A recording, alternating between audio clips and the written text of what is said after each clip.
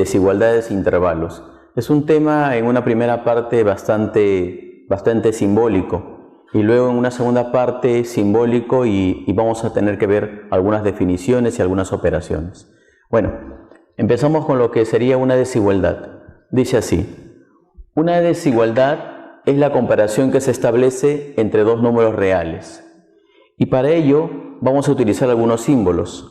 Este símbolo se lee mayor que,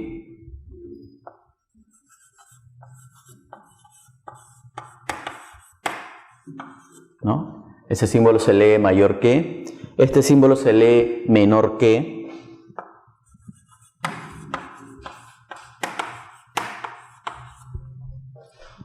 Menor que. Y este símbolo se lee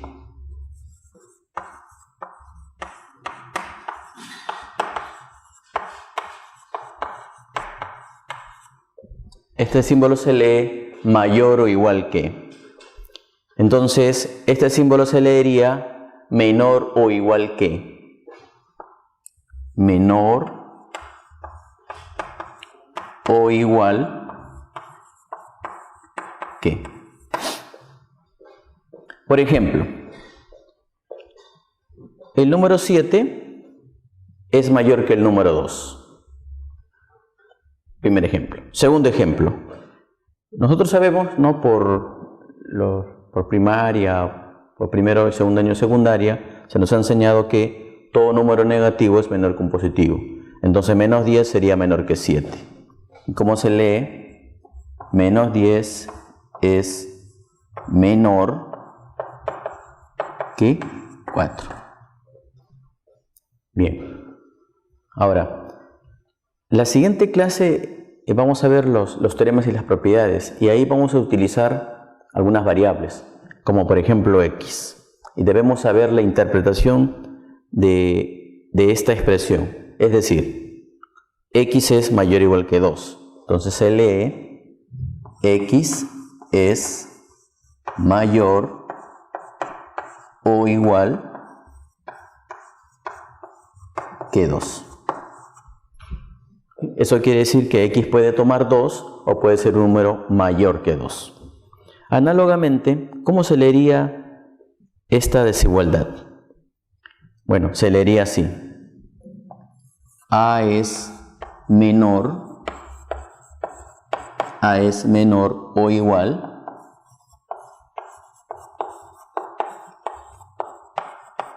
¿no? En este caso se lee a es menor o igual que menos 4.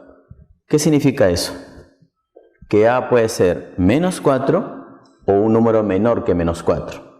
Esto se va a comprender mejor cuando veamos la recta numérica. Muy bien. Ahora, hay algunos ejercicios donde tal vez no tengamos un dato, entonces tenemos que utilizar la ley de tricotomía.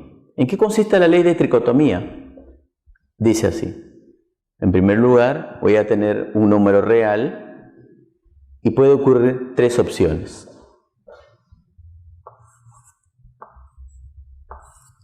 ¿No? Que a sea mayor que 0 o que a sea igual a 0 o que a sea mayor que 0.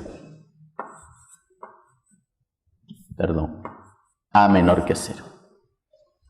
Entonces, si nosotros tomamos un número real, ¿qué puede ocurrir? Que sea mayor que 0, que sea igual a 0 o que sea menor que 0.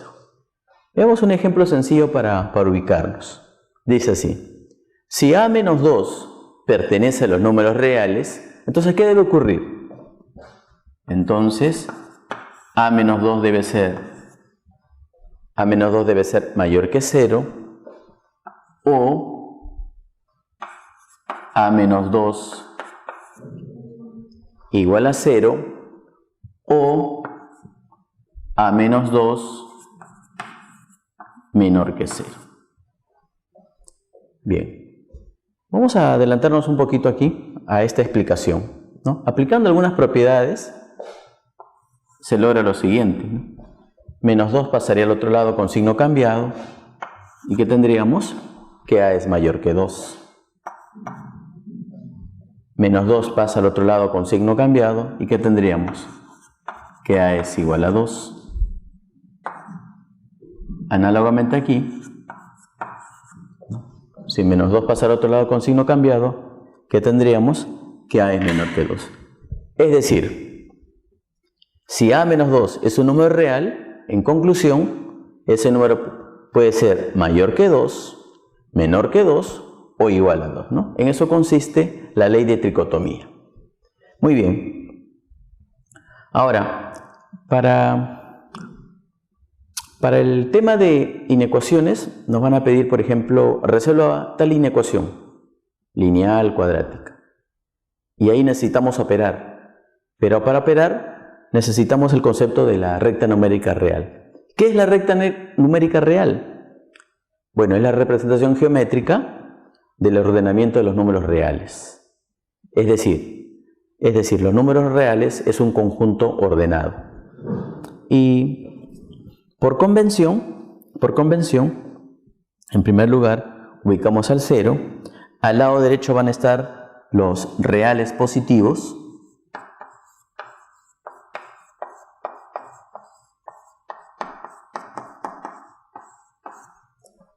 Al lado izquierdo del 0 van a estar los reales negativos.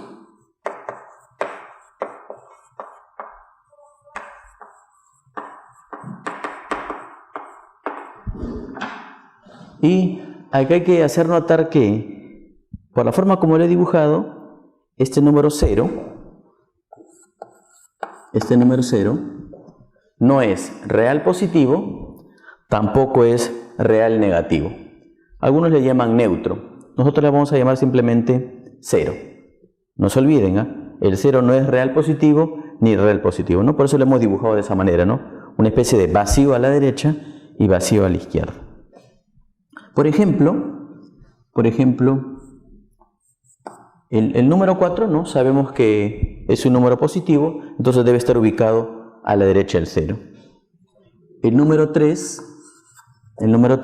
¿no? Como también sabemos que es un número positivo, entonces tiene que estar expresado o dibujado al lado derecho del 0 y antes que 3. Análogamente, por aquí estaría menos 1, ¿no? Como menos 1 es un número negativo, debe estar ubicado en el lado izquierdo, ¿no? Menos 5 medios, ¿no? Que es menos 2,5, como es negativo, debe estar ubicado en el lado izquierdo. Muy bien, entonces, ¿qué es la recta numérica real? Bueno, es una representación geométrica de los números reales.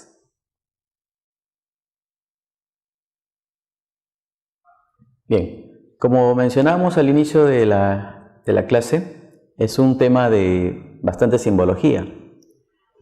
Por ejemplo, ¿no? A esta simbología que se lee R más, eso va a indicar el conjunto de los números reales positivos. Entonces esto va a ser números reales positivos.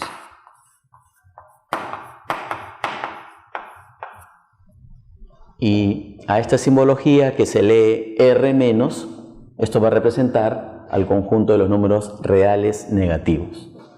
Esto va a ser los números reales negativos. Muy bien. Entonces, por la explicación anterior, debemos rescatar lo siguiente: que el 0 no es un número real positivo. El 0 tampoco es un número real negativo. Es decir, el 0 no pertenece a el 0 no pertenece a los reales positivos y tampoco pertenece a los reales negativos. Muy bien. Ahora vamos a ver dos definiciones. Dice así: dados A y B, dos números reales, vamos a decir, A es positivo, sí, solo sí, A es mayor que 0. Es decir, a todo número que sea mayor que 0 va a ser un número real positivo. Ahora, A es negativo si y solo si A es menor que 0. Es decir, a todo número real negativo también se le va a simbolizar de esta manera. Y viceversa también. Si nosotros leemos que A es menor que 0, entonces tiene que estar contenido o tiene que pertenecer a este conjunto. Veamos algunos ejemplos. Si A menos 3 es positivo, entonces, ¿no? Por definición, si A menos 3 es positivo, entonces este número tiene que ser mayor que 0. ¿No? Luego, aplicando algunas propiedades que ya lo vamos a ver, este menos 3 pasaría a sumar y que tendríamos que A es mayor que 3. Siguiente ejemplo. Si B menos 5 es un número negativo, por definición, este número tiene que ser menor que 0. Es decir, B menos 5 tiene que ser menor que 0. Menos 5 pasa al otro lado con signo cambiado y tendríamos como algo adicional o como una consecuencia que B es menor que 5.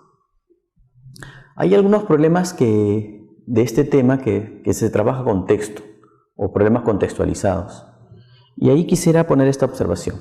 Dice así: si A es mayor que B, entonces en la recta numérica,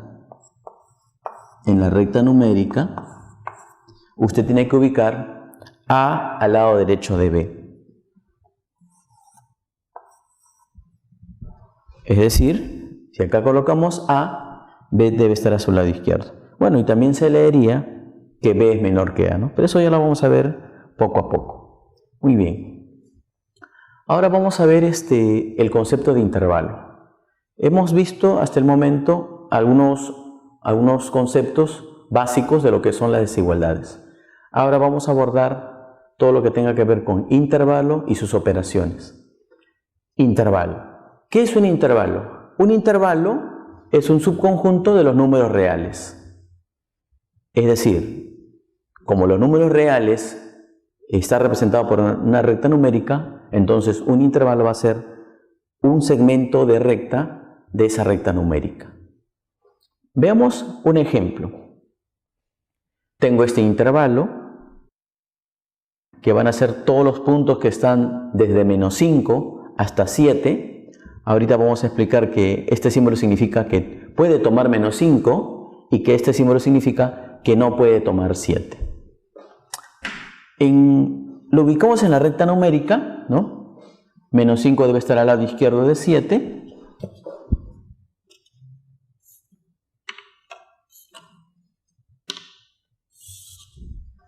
Menos 5 debe estar al lado izquierdo de 7. Y este símbolo que se lee corchetes tiene esta representación. Y este símbolo que se lee mayor va a indicar esta representación. Muy bien. Ahora, el intervalo M serían todos los puntos de la recta numérica,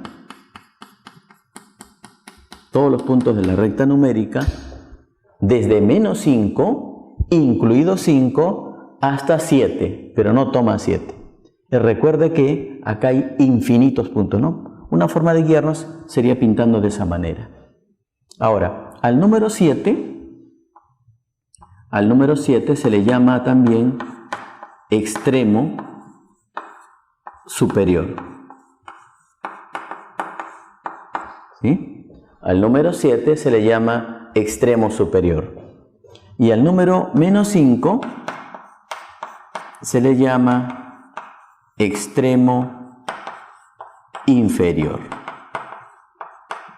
Entonces, no se olvide, si por ahí le preguntan ¿cuántos elementos tiene este intervalo M? Su respuesta tiene que ser infinitos elementos. No se olvide de eso.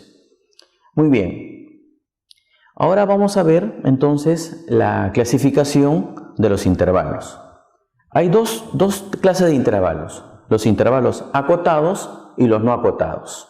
Veamos el primero, intervalo acotado. Dice, es aquel intervalo limitado, pero limitado por dos extremos finitos. Y pueden ser intervalo abierto, intervalo cerrado e intervalo semiabierto. Veamos las notaciones del intervalo abierto. Cada vez que veamos una notación de este tipo, va a indicar un intervalo abierto. ¿Qué significa? Van a ser todos los puntos que están desde A hasta B, pero no toma A y tampoco toma B. En la recta numérica tendría esta representación.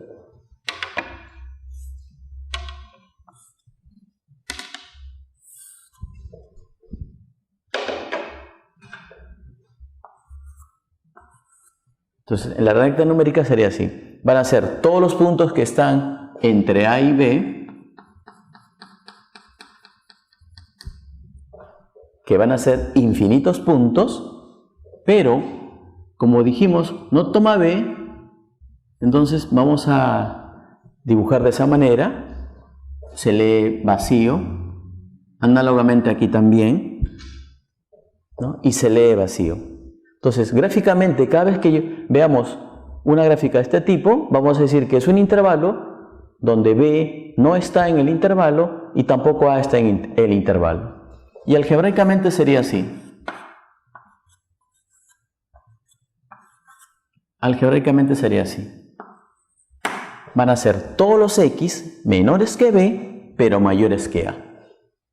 Ahora, hemos dicho que A no pertenece al intervalo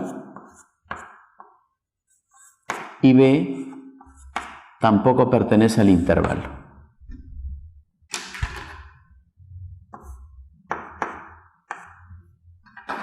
Muy bien. Entonces, ahí tenemos las variaciones de las formas como aparece un intervalo abierto. Ahora vamos a ver cuál es la notación de un intervalo cerrado.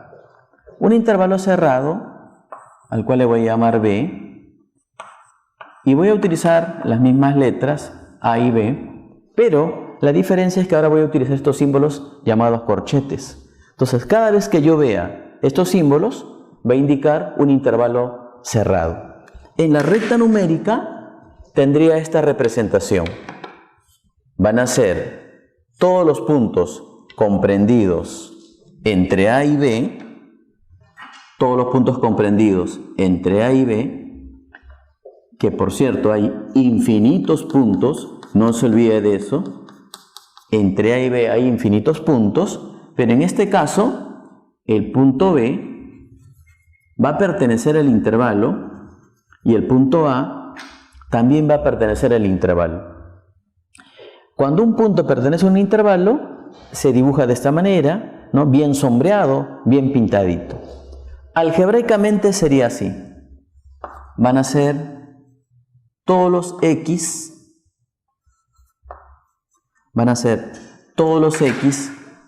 comprendidos entre A y B, pero en este caso puede tomar B y puede tomar A, y para ello se utiliza estos símbolos. ¿Y cómo se lee? X es un número que es menor o igual que B, y X es un número que es mayor o igual a A. Muy bien, no se olvide que este extremo A pertenece a B mayúscula, y este extremo B también pertenece a B mayúscula. Muy bien. Ahora, una combinación de ambos intervalos es el llamado intervalo semiabierto o semicerrado. Como el nombre lo indica, en un extremo debe ser abierto y en el otro cerrado o viceversa, ¿no? Y tenemos de dos tipos. Pueden ser, por ejemplo, así, intervalo A mayúscula, cerrado en A, pero abierto en B, O este intervalo B, que sería abierto en A, pero cerrado en B. Bueno, vamos a representar en esta recta numérica al intervalo B. Entonces, van a ser todos los puntos que están entre A y B, todos los puntos que están entre A y B, puede tomar B, pero no puede tomar A. Recuerde que si puede tomar B, se sombrea, y si no puede tomar A, se deja de esta manera, al cual también se lee vacío. Algebraicamente sería así. Van a ser, no te olvides que acá hay infinitos puntos. Hay infinitos puntos. Entonces, algebraicamente van a ser todos los X menores o iguales que B, es decir, menores que B, pero también puede tomar B, pero mayores que A. No se olvide que significa que A no pertenece a B y B sí pertenece a B, ¿no? Recuerde que estábamos representando ese intervalo, el intervalo B, ¿ya? Por si acaso, lo apuntamos aquí, ¿no? Él es intervalo B, ¿no? Muy bien. Entonces, ahora vamos a ver el otro tipo de intervalo, que serían los intervalos no acotados. Dice así: es aquel intervalo ilimitado, donde uno de sus extremos es el más infinito o el menos infinito. Y cuando un intervalo es no acotado, se presentan básicamente 4 casos.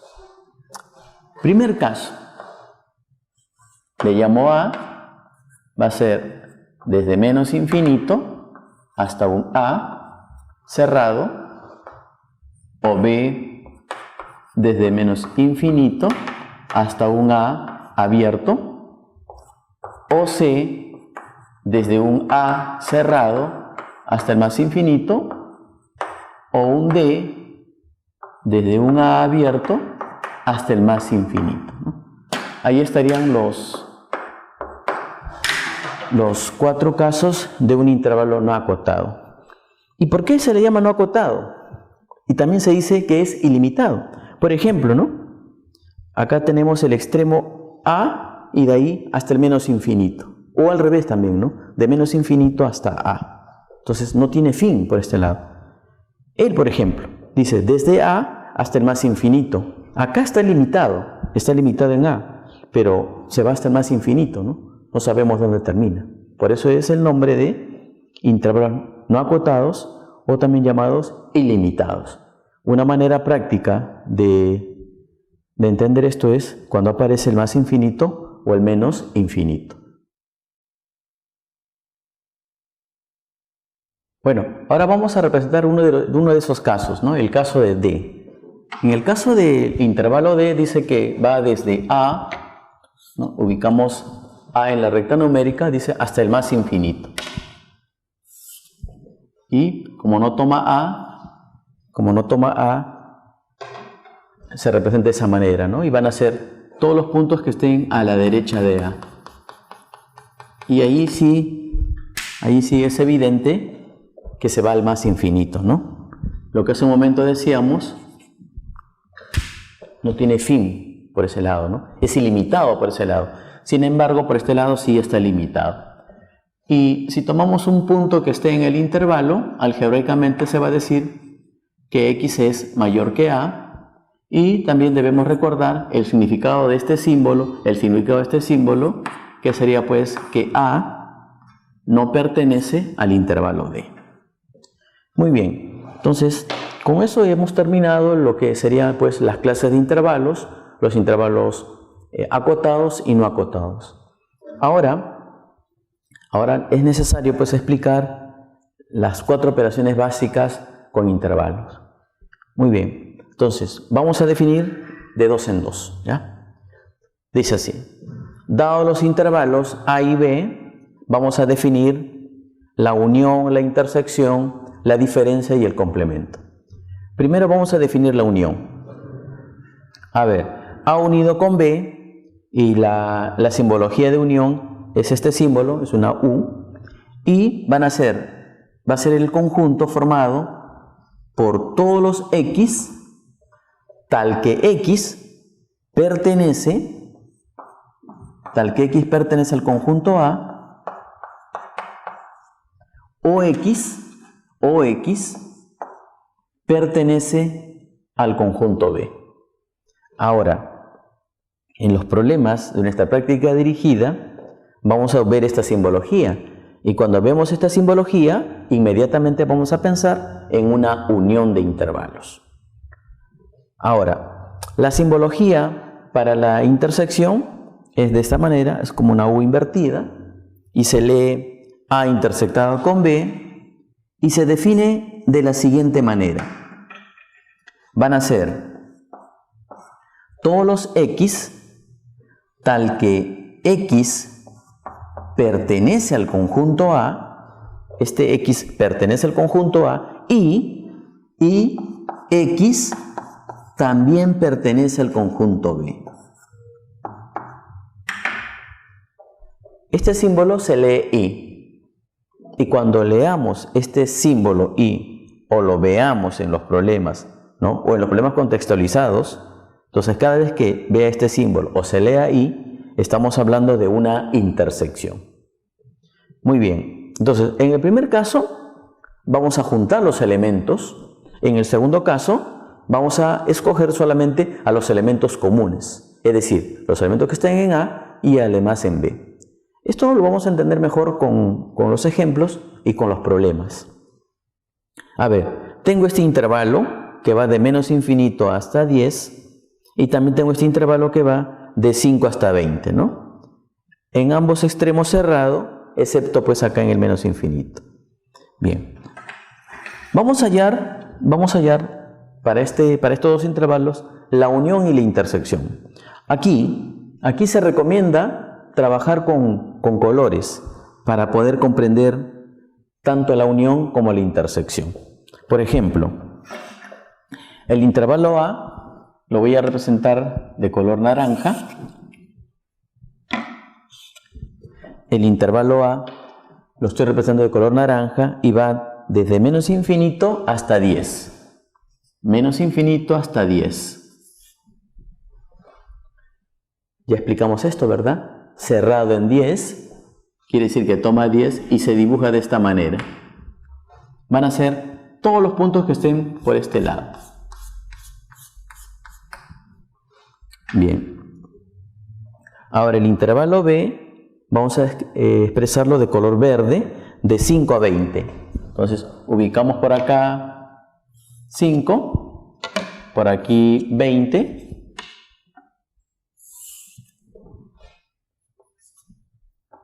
Ahí está, 5 a 20.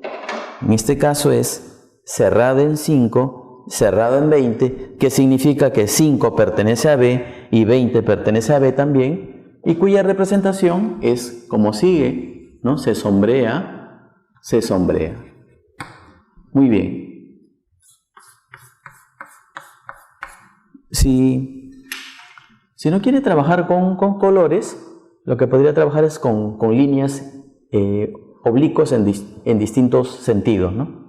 Eso me va a permitir, entonces, responder a la pregunta, ¿no? ¿Quién es la unión? La unión de conjuntos se interpreta como juntar todos los elementos. Entonces habría que juntar lo que está de color naranja con lo que está de color verde.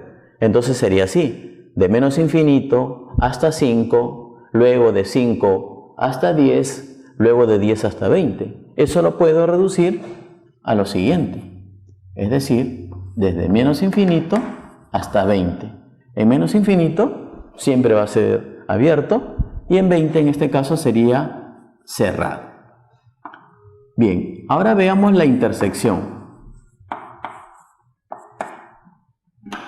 En la mayoría de problemas, por ejemplo, de examen de admisión, en la mayoría de los casos de todas las operaciones, el que más se utiliza es la intersección. Entonces yo le sugiero que siga esta regla práctica. En primer lugar, ¿dónde veo la tiza de color naranja y la tiza de color verde? Creo que es evidente, ¿verdad? Se observa de 5, veo tiza naranja hasta 10. Y también veo de 5 hasta 10, veo tiza verde. Entonces, la intersección sería desde 5 hasta 10. Creo que teniendo esas consideraciones, es fácil de aprender esto. Ahora, si no utilizo colores, entonces lo veo de la siguiente manera. ¿Dónde veo que las líneas se cruzan? Mira, en este lado lo he dibujado así, en este lado lo he dibujado así, y es evidente que las líneas se cruzan de 5 a 10. El problema de este tema es justamente responder si en 10 es abierto o cerrado, ¿no? Igual, el problema va a ser responder si en 5 es abierto o cerrado. Yo le sugiero que haga lo siguiente. Mire, este número 5 está en la zona verde, pero este número 5 también está en la zona naranja, entonces lo pinto. Este número 10 está en la zona naranja y también está en la zona verde, entonces lo pintamos. Entonces, una manera práctica de responder si en 5 es abierto o cerrado es la siguiente. Si usted tiene la figura de esta manera, es decir, sombreado en los dos, entonces usted va a responder que en 5 es cerrado. Análogamente, vemos que en 10, en ambos lados está sombreado el número 10, entonces usted va a escribir cerrado.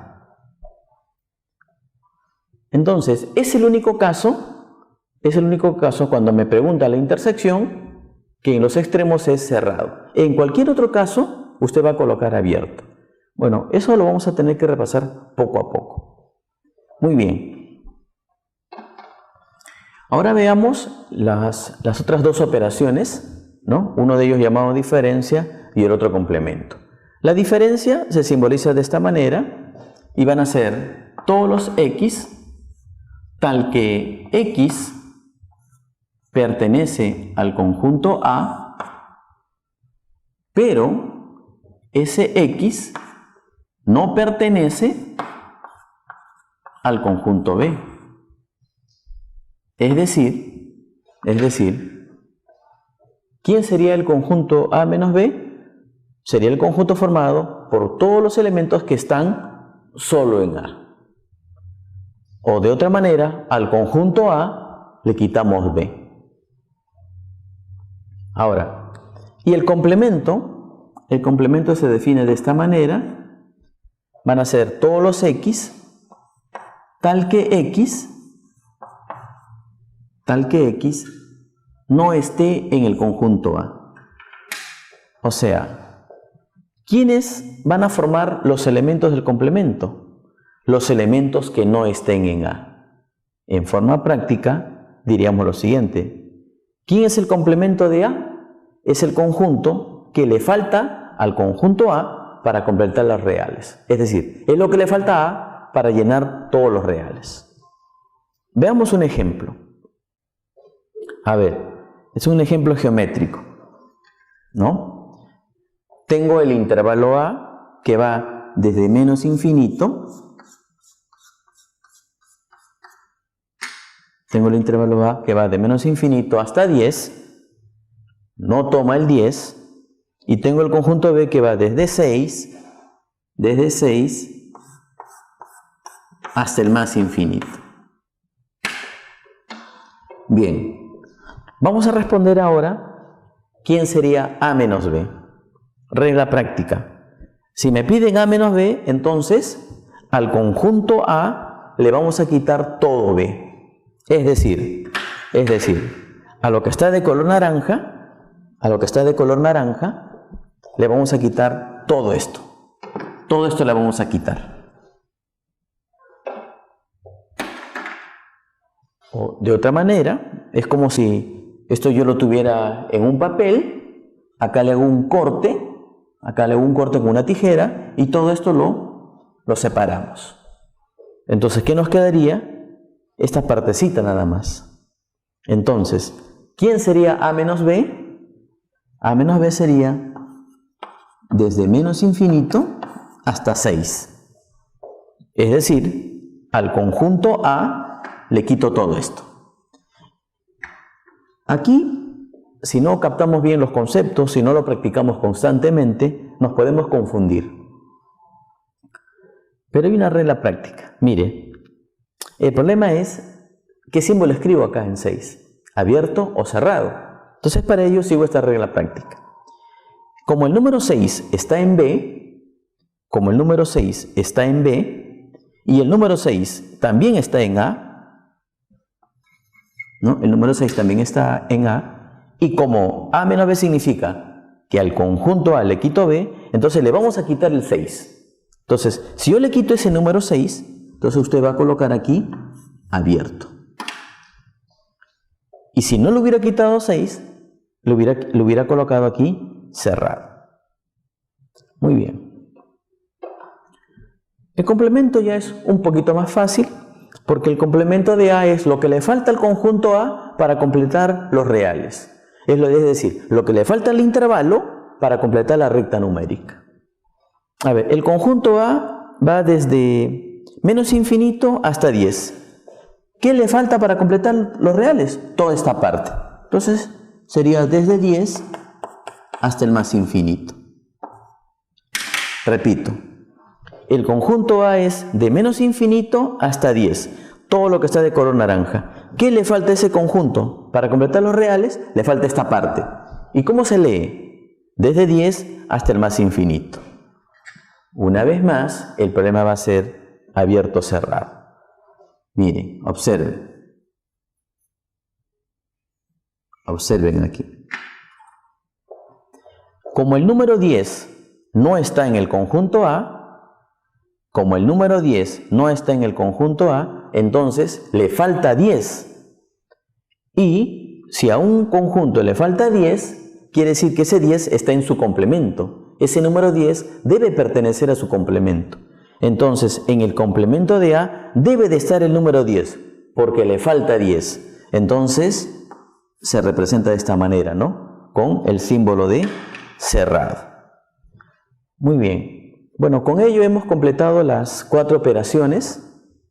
Lo más difícil va a ser, como mencionaba en la última parte, va a ser qué símbolo coloco en los extremos, ¿no? Bueno, la clase anterior vimos lo que eran intervalos, ahora vamos a borrar todo lo que son teoremas. Bueno, teorema número 1. Si yo tengo una desigualdad dada de esta manera, ¿no? A menor que X, X menor que B, entonces a los extremos y a la parte central se le puede sumar una cantidad, ¿no? Entonces sería A más C menor que X más C y menor que B más C.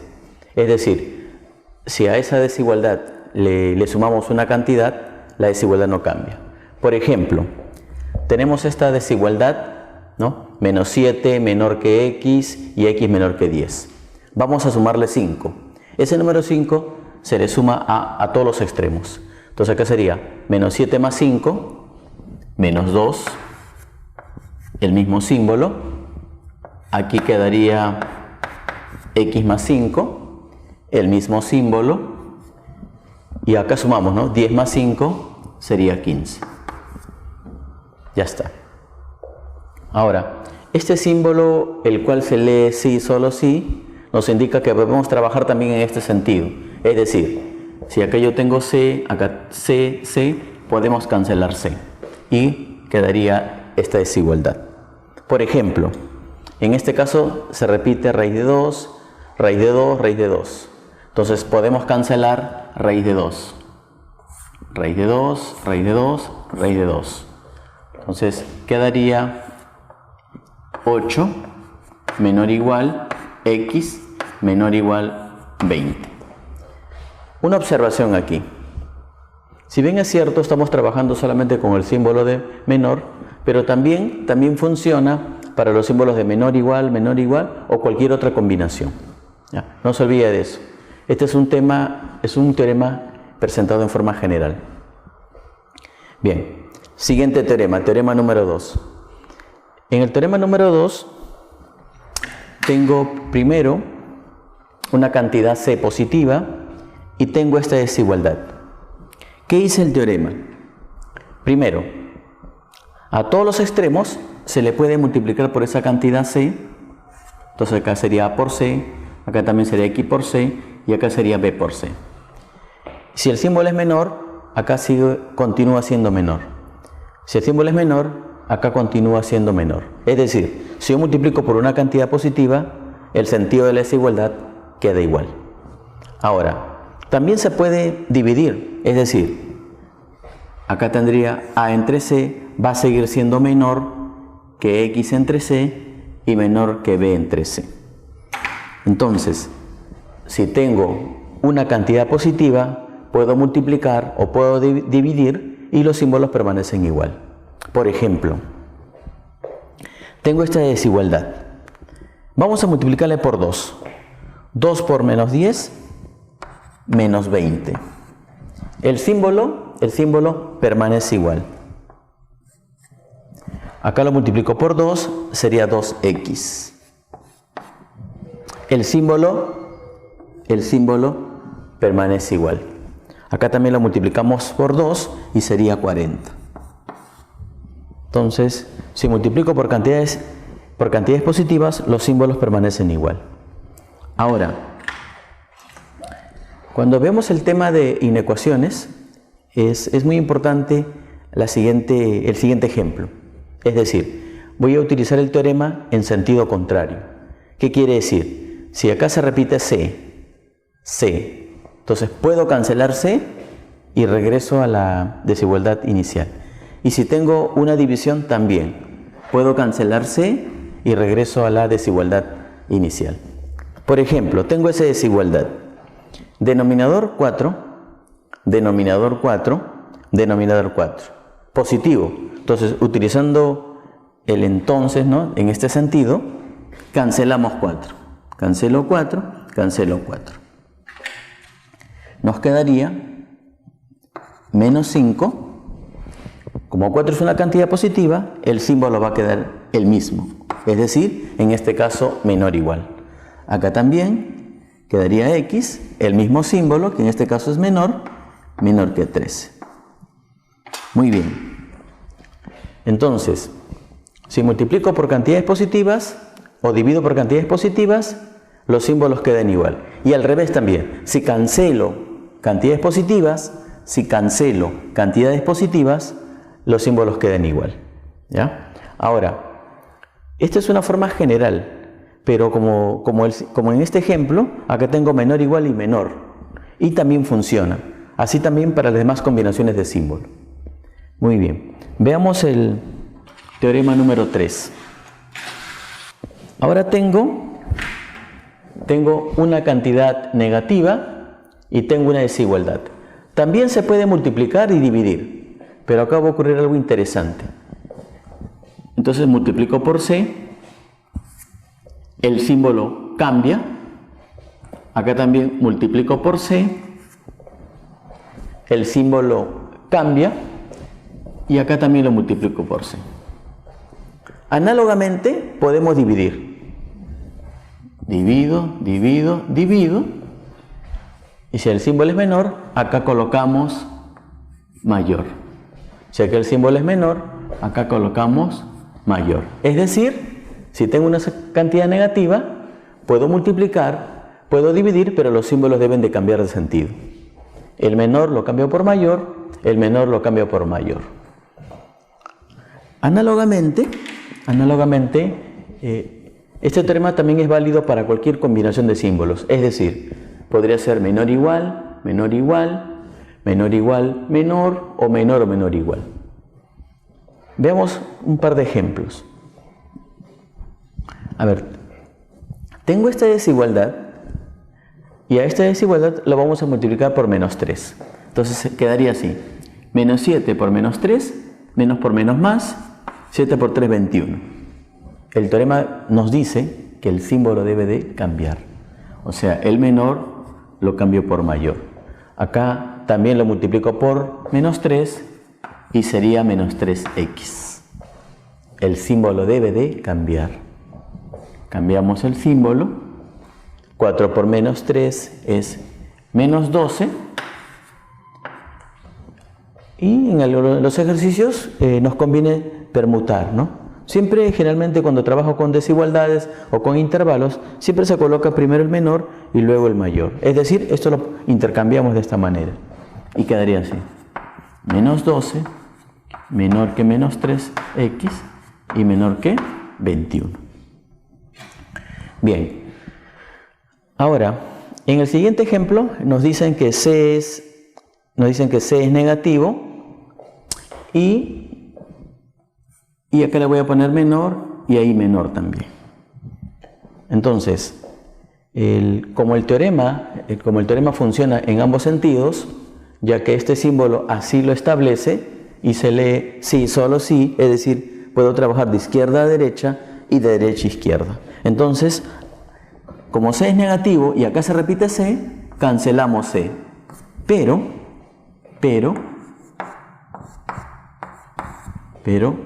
el símbolo debe de cambiar. Cambiamos y cambiamos. Muy bien. Entonces, en resumen, si tengo cantidades positivas, puedo cancelar y el símbolo no cambia. Si tengo cantidades negativas, puedo cancelar, pero el símbolo debe de cambiar. Muy bien.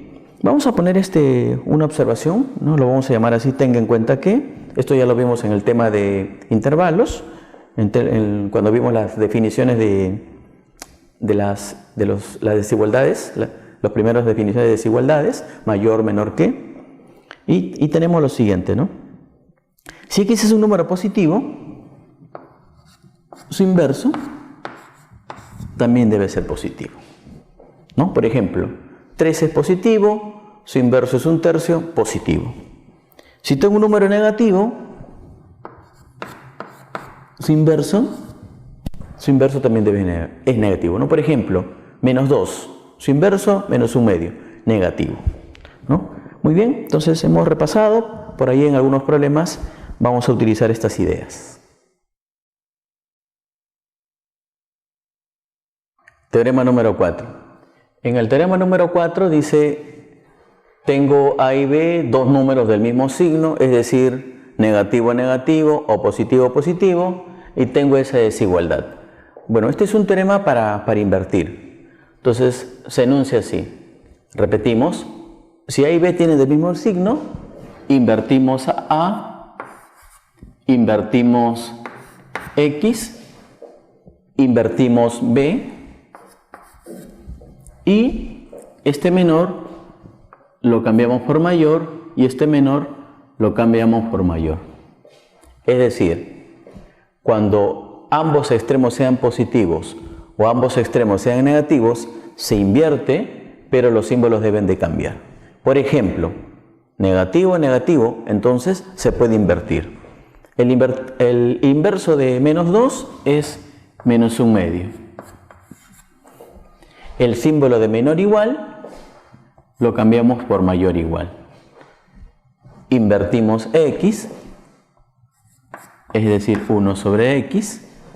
Este símbolo de menor lo cambiamos por mayor. El inverso de menos 1/10 es menos 10. Y sería un ejemplo de aplicación del teorema anterior. Bueno, esto lo puedo cambiar de esta manera. Y primero pongo menos 10 menor que 1 sobre X y menor igual que menos 1/2. Ya está. No se olvide que el teorema es válido para cualquier combinación de símbolos. Es decir, también funciona para menor igual, menor igual, menor igual, menor o menor, menor igual, ¿no? Como este ejemplo. Muy bien. Ahora vamos a ver uno de los teoremas muy útiles en lo que es examen de admisión de San Marcos, por ejemplo, ¿no? Donde el enunciado es el siguiente. dice, para todo x que pertenece a los reales, su cuadrado siempre es mayor o igual que 0. Es decir, todo número real elevado al cuadrado siempre es mayor o igual que 0. ¿Cuándo es 0? Cuando x es 0. Veamos un ejemplo. Completando cuadrados,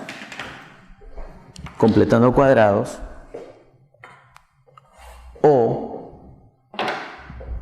si factorizamos para aspa simple, o si usted se da cuenta de que esto es un trinomio cuadrado perfecto, es decir, f de x es igual a x menos 3 al cuadrado, lo verificamos, cuadrado del primer término, cuadrado del segundo término y menos el doble del primero por el segundo.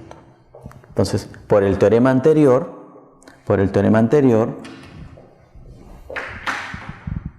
todo número elevado al cuadrado siempre es mayor o igual que 0. Entonces acá tengo un número que elevado al cuadrado, entonces él sería mayor o igual que 0.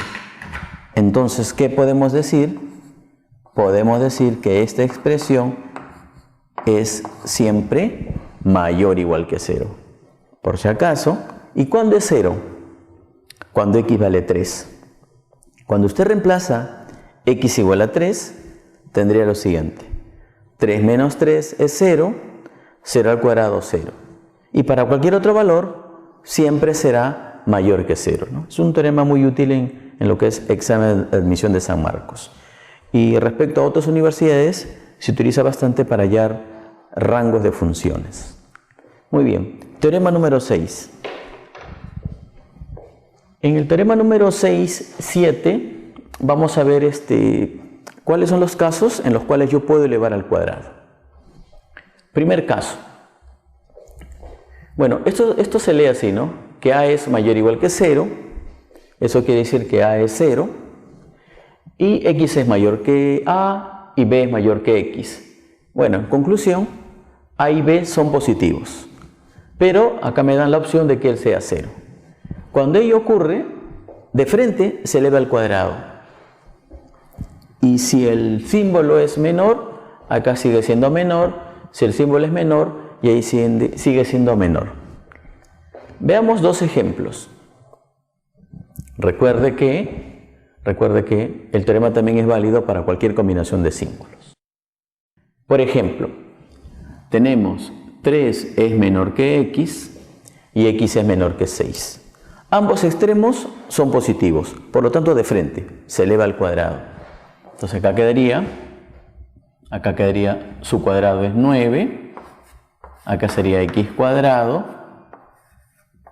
y aquí su cuadrado es 36, ¿no? 6 al cuadrado es 36. Ahora tengo 4 y 10.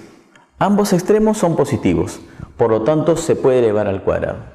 Pero en este caso particular estoy utilizando acá el símbolo de menor o igual. Como dije hace un momento, el teorema también funciona. Entonces quedaría así. Su cuadrado es 16, el mismo símbolo, x al cuadrado, el mismo símbolo, y elevamos también 10 al cuadrado, ¿no? Que sería así.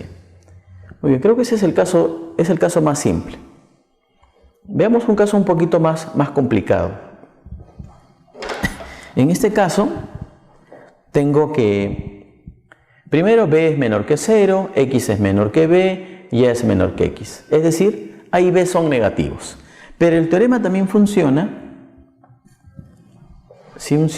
también funciona cuando b es igual a 0. Pero generalmente vamos a trabajar con a y b negativos. Bueno, en este caso se eleva al cuadrado los extremos, a cuadrado, x cuadrado, b cuadrado, ¿sí? Los extremos se eleva al cuadrado, pero debemos de cambiar el sentido de los símbolos. Es decir, si acá es menor, aquí coloco mayor. Como acá es menor, ahora acá colocaré también mayor. Entonces, en este caso, se puede elevar al cuadrado, pero los símbolos deben de cambiar. Veamos el teorema con dos ejemplos. El primero, un ejemplo clásico con la misma información, es decir, menor y menor. Entonces, elevamos al cuadrado. elevo al cuadrado, ¿no? Es decir, menos 3 lo elevo al cuadrado. El símbolo debe de cambiar. X también se eleva al cuadrado. El símbolo debe de cambiar. Y acá, menos 1 también lo elevo al cuadrado. Bueno, acá opero. Tendría 9, x cuadrado, 1. Bueno, esto es válido, pero hay veces en los ejercicios conviene escribirlo al revés, es decir, permutamos. Entonces me quedaría así, ¿no? Que x cuadrado está entre 1 y 9, ¿no? O x cuadrado es menor que 9 y mayor que 1. Muy bien, veamos otro ejemplo, ¿no? Pero en este ejemplo acá le he puesto el símbolo de menor igual. Y como estamos ya indicando, el teorema va a funcionar. Ambos extremos los elevamos al cuadrado, pero recuerda que los símbolos deben de cambiar. Es decir, aplicando el teorema quedaría así. Quedaría así. Menos 7 al cuadrado. Menos 7 al cuadrado. El símbolo cambia. X al cuadrado. El símbolo cambia. Menos 2 al cuadrado. Efectuamos. Si efectuamos, acá tendríamos 49 mayor o igual x al cuadrado mayor y ahí 4, ¿no? Y tiene sentido, ¿no? Porque 49 es mayor que 4. Por cuestiones de comodidad podemos permutar y el ejercicio, el ejemplo quedaría así, ¿no? 4 menor que x cuadrado y x al cuadrado menor o igual que 49.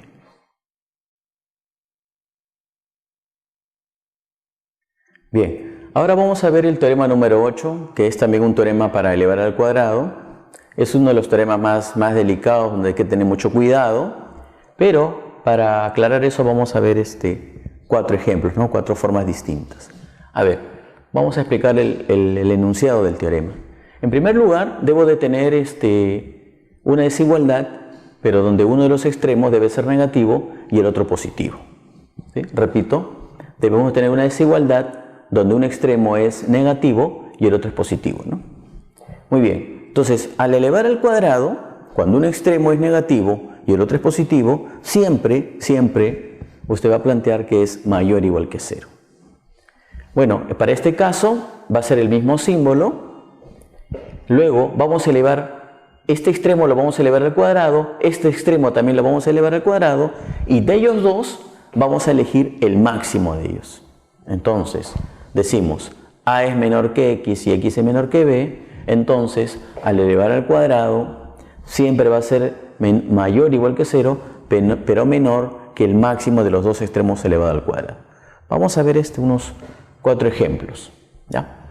Bueno, primer ejemplo, tengo este extremo que es negativo y tengo este extremo que es positivo, entonces al elevar al cuadrado siempre va a ser mayor o igual que 0.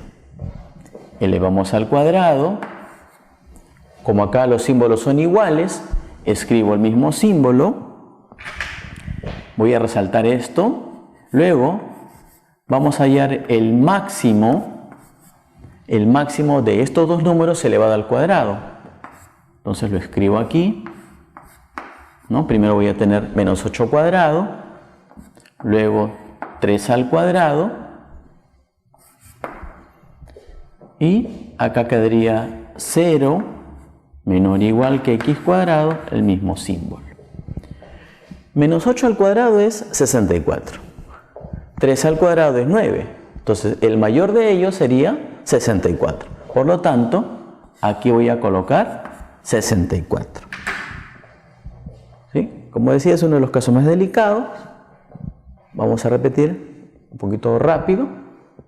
Elevo al cuadrado, negativo o positivo, siempre va a ser mayor o igual que 0. elevo al cuadrado 64, elevo al cuadrado 9 y de los dos elijo el mayor, 64. Ya está. A ver, este ejemplo es interesante. ¿Por qué? Porque acá tengo ahora menor igual y menor igual, pero el teorema dice menor y menor, pero ya lo he estado repitiendo constantemente que el teorema funciona para cualquier combinación de símbolos. En este caso va a quedar así. Siempre que sea negativo y positivo el otro lado, al elevar al cuadrado, siempre va a ser mayor o igual que 0. En este caso, como los símbolos son iguales, no va a haber ningún problema también. Ahí va a resultar el mismo símbolo. Acá hallamos el máximo de estos dos números elevado al cuadrado. Es decir, acá tengo menos 2 al cuadrado y acá tengo 5 al cuadrado. Muy bien. El resto se copia igual. El mismo símbolo, felizmente. El mismo símbolo. Y acá vamos a elegir el máximo.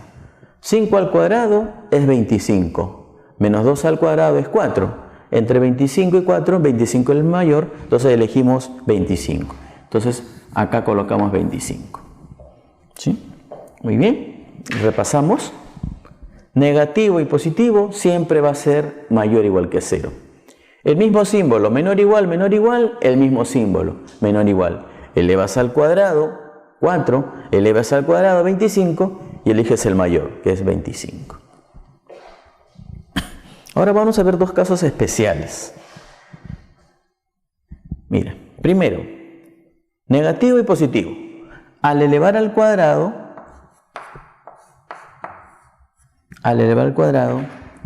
siempre va a ser mayor o igual que 0. Pero acá el símbolo es menor o igual y el símbolo es menor. Ya, acá sí hay que tener cuidado. Vamos a hacer un paso previo ahí. Acá voy a colocar un símbolo que va a depender del máximo. Repito, acá voy a colocar un símbolo, pero que va a depender del máximo. Entonces primero hallemos el máximo. Para ello, elevamos al cuadrado y elevamos al cuadrado. Ya está. Acá tengo 0, acá tengo x cuadrado. 2 al cuadrado es 4, menos 4 al cuadrado es 16. Entonces, ¿quién será el máximo de 16 y 4? Es evidente, 16. Acá colocamos 16. Ahora, ¿con qué número salió 16?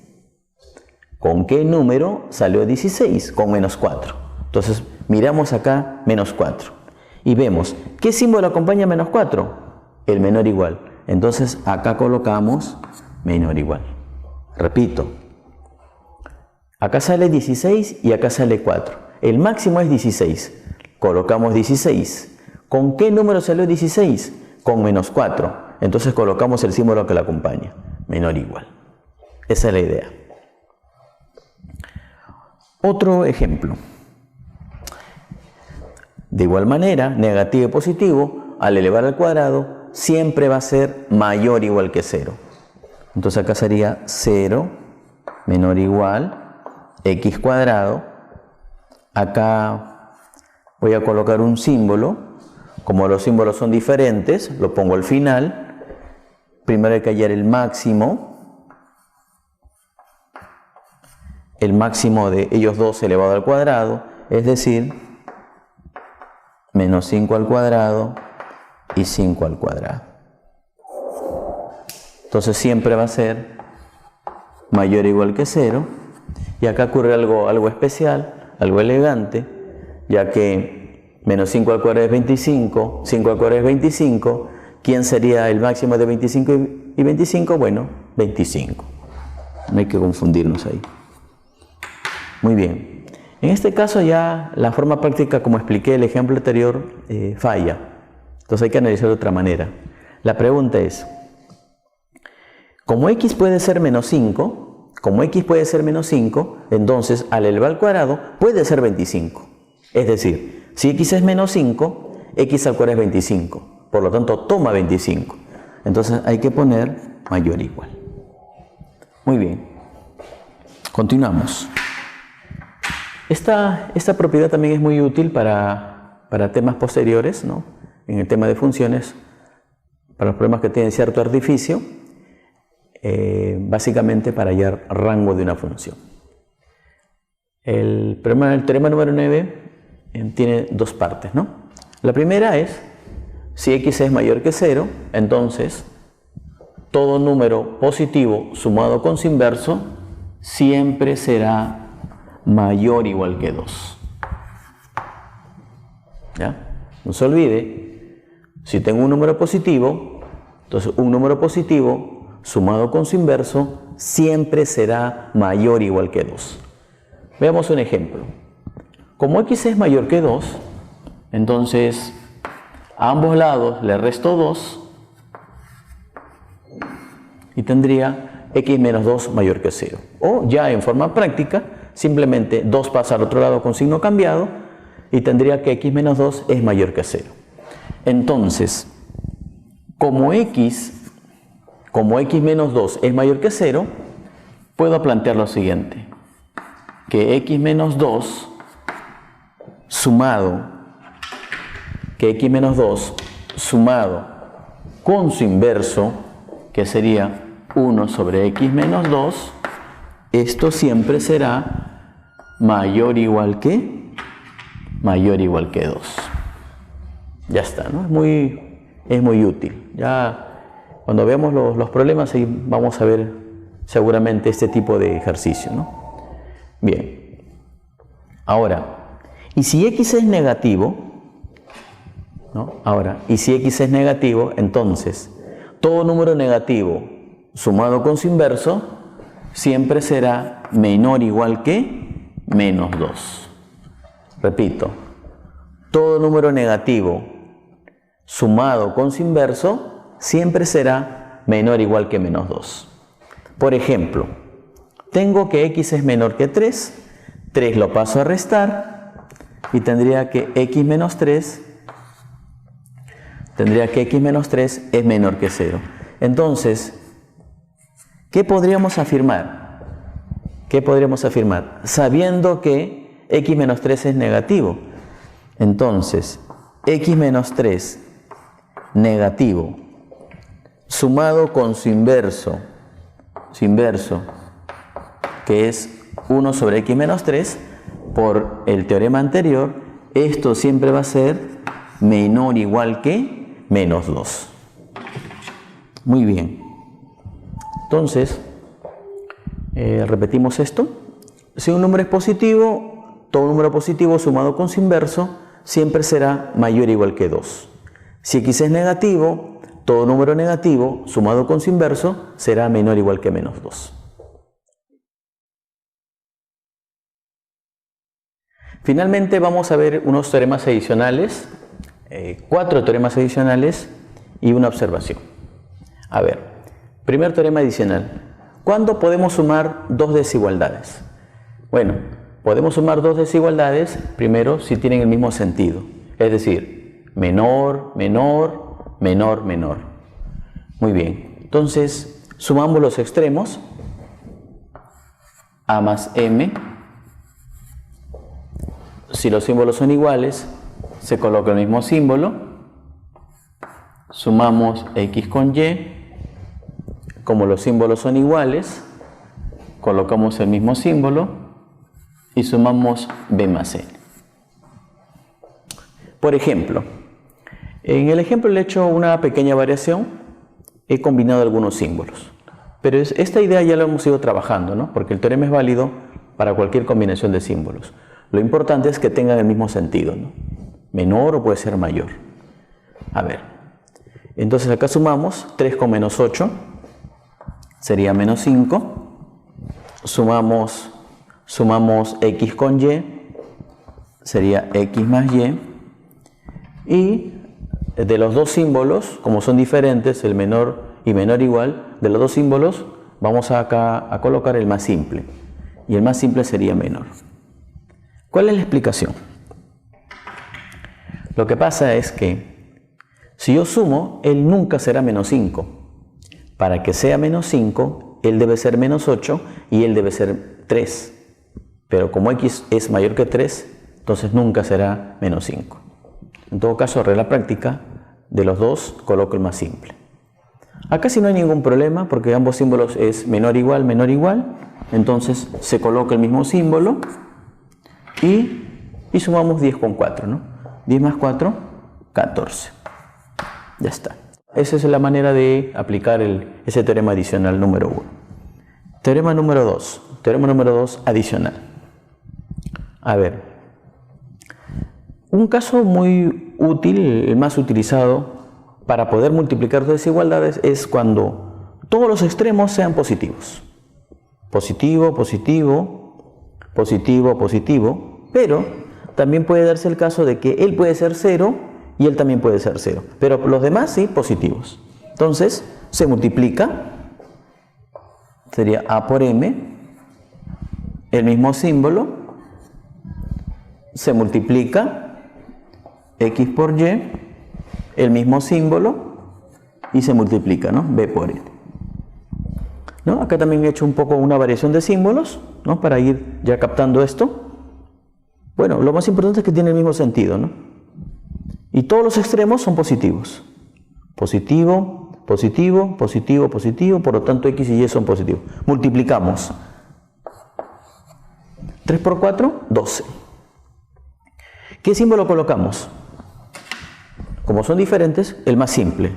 ¿Y cuál es el más simple entre el menor y el menor igual? El menor. Multiplico X por Y. Acá también análogamente, entre el menor igual y el menor, colocamos el más simple, el menor. Multiplicamos 10 por 6, 60. ¿Cuál es la explicación de colocar menor? Lo que pasa es que para que la multiplicación sea 60, cuando él es 10, él debe ser 6. Pero como él es menor que 6, nunca será 60. Esa es la explicación. Muy bien. Ahora veamos un caso particular para invertir. En este caso tengo X está entre 0 y B. Es decir, X es positivo. Muy bien. Entonces invertimos. Invertimos acá. 1 sobre X. Y, como el teorema anterior, cuando invertimos, el símbolo debe de cambiar. El símbolo cambia. Y acá sería, se invierte también, 1 sobre B. En realidad es una consecuencia de uno de los teoremas que ya hemos visto. Yo les he separado para no saturarlos. Por ejemplo, mira, tengo X está entre 0 y 10. O sea, X es positivo. Entonces su inverso, el símbolo debe de cambiar y acá coloco su inverso. Entonces, si X está entre 0 y 10, su inverso es mayor que el inverso de 10, o sea, 1/10. Muy bien. Ahora, ¿qué pasaría si tengo X, un número negativo? Un número negativo que está entre A y 0. Invertimos 1 sobre A, y siempre que invierto el símbolo debe de cambiar, cambia, y acá 1 sobre X. ¿Estamos? Muy bien. Y el 0 no se considera ahí. Por ejemplo, tengo que X, como está entre menos 1/10 y 0, ¿no? Entre menos 1/10 y 0, X es negativo. Entonces invertimos, ¿no? El inverso de menos 1/10 es menos 10, el símbolo debe de cambiar, el símbolo cambia, y acá invierto, ¿no? 1 sobre X. Y si gusta, esto lo puedo poner de esta manera, es decir, tendría que 1 sobre X es menor que menos 10. Repetimos, si x está entre menos un décimo y 0, su inverso es menor que el inverso de él. O sea, se va para este lado, ¿no? Resumiendo esto como regla práctica, si un número está entre 0 y un positivo, su inverso va a estar para el otro lado. Si un número está entre un número negativo y el 0, su inverso va a estar en este lado. Así como este ejemplo, ¿no? Mira, x es negativo, pero su inverso está en este lado.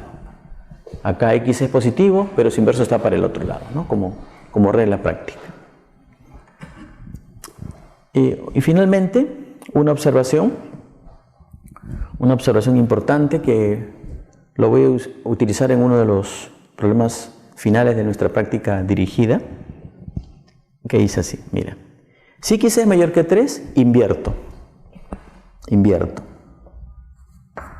1 sobre x.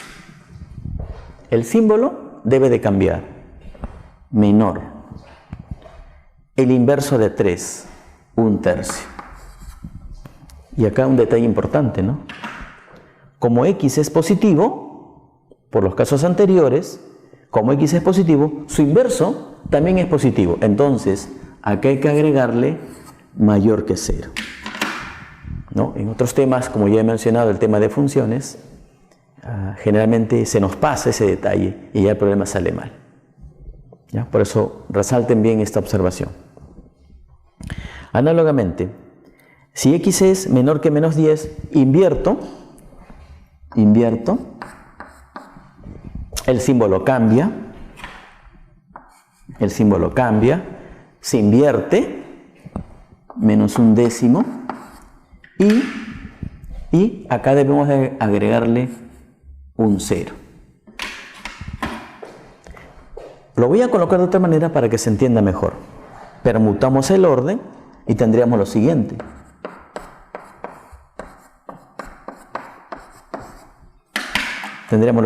¿No? Que si x es menor que menos 10, su inverso